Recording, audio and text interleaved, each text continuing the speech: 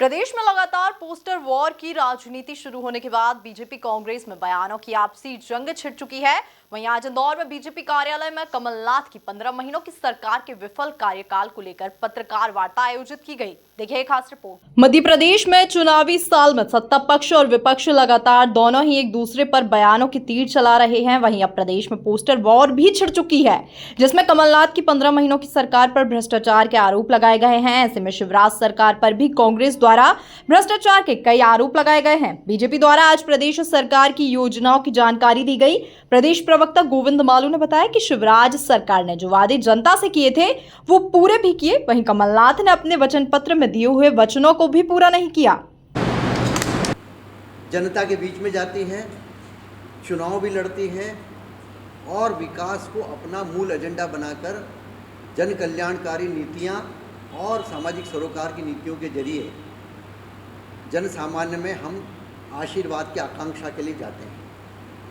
हमने मध्य प्रदेश को जो बीमारू राज्य था उससे निकालकर उसको विकासशील राज्य की पंक्ति में खड़ा किया। आज हमारी विकास दर 19.74% हो गई। आर्थिक विकास दर, हमारा कृषि विकास दर सर्वाधिक 19% है।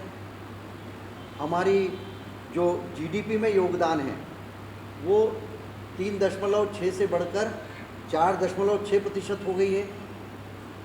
केंद्र सरकार से जो मध्य प्रदेश को राजस्व में मिलता है, हमारे यहाँ से जो कर संग्रह के रूप में, उसमें भी हमें वृद्धि मिली है 8,000 करोड़ की। ये जब होता है जब हमारे यहाँ पर प्रगति होती है, विकास होता है और प्रति व्यक्ति आय भी तभी बढ़ती है जब यहाँ पर संसाधनों का विकास होता है, इंफ्रास्ट्रक्चर डेवलपमेंट होता है। हम चरित्र हनन की राजनीति में बिल्कुल भरोसा नहीं करते। कांग्रेस की सरकारों ने कभी विकास की तरफ ध्यान नहीं दिया। हम इंदौर का ही उदाहरण लें। एक राजकुमार मिल रेलवे ओवरब्रिज बनने के लिए 10 साल तक हमको लगातार संघर्ष करना पड़ा और हमारी सरकार ने फ्लाईओवर की एक श्रृंखला खड़ी कर दी।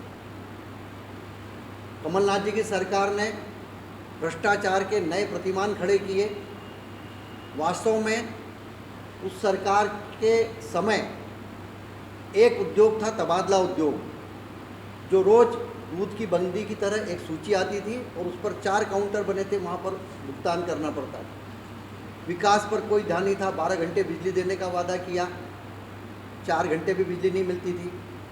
सड़कों में फिर गड्ढे हो गए, पानी का पता नहीं था। किसानों को जो सम्मान निधि देना थी उसकी सूची जो भेजना थी केंद्र सरकार को, वो उन्होंने नहीं भेजी। उन्होंने बड़ा प्रचार किया कि विवाह निकाह योजना का, लेकिन 30,000 हितग्राहियों के पैसे रुके रहे। 51,000 की उन्होंने घोषणा की, 1 रुपया नहीं मिला।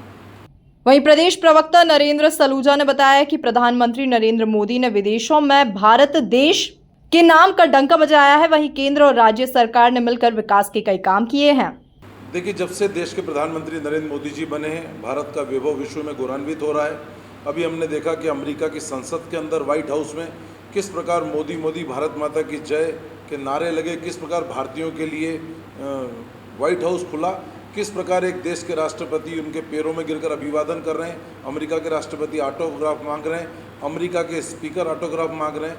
किस प्रकार कई देश के लोग अपने सबसे बड़े सर्वोच्च सम्मान से उन्हें सम्मानित कर रहे हैं। ऑस्ट्रेलिया के राष्ट्रपति उन्हें बोस के सम्मानित कर रहे हैं।